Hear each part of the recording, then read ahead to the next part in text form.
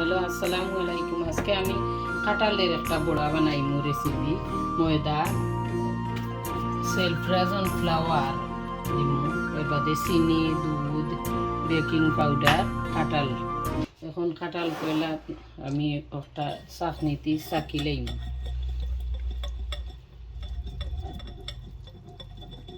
খাই না তোলা করিয়াও খাইতে পারবা, ব্রেকফাস্ট হল্লা খান, নাস্তা একটা।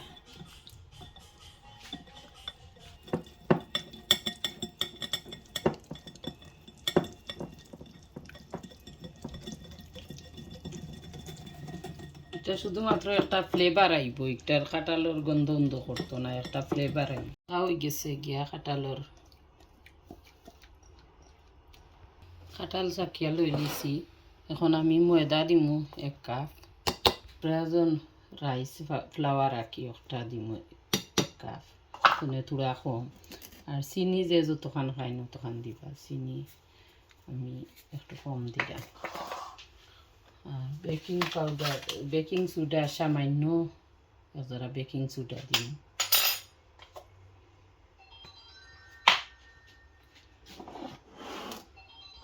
আমি এখন একটা মাখাই দিম।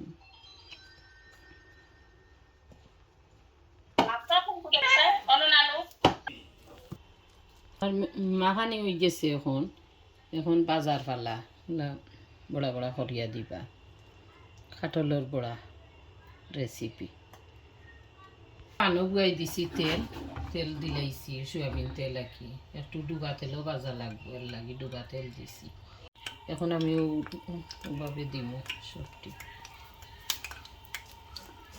একটু হাত ভিজাই ভিজাই সেবে সেবে দেওয়া লাগবে।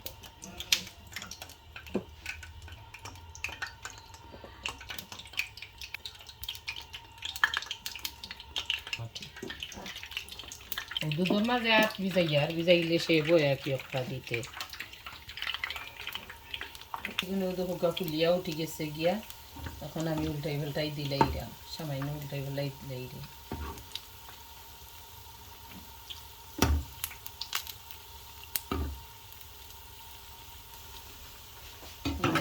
ফুলিয়া উঠি গেছে, গোল্ডেন ব্রাউন করে বাজিবা ওলা, ফুলছে কিলা।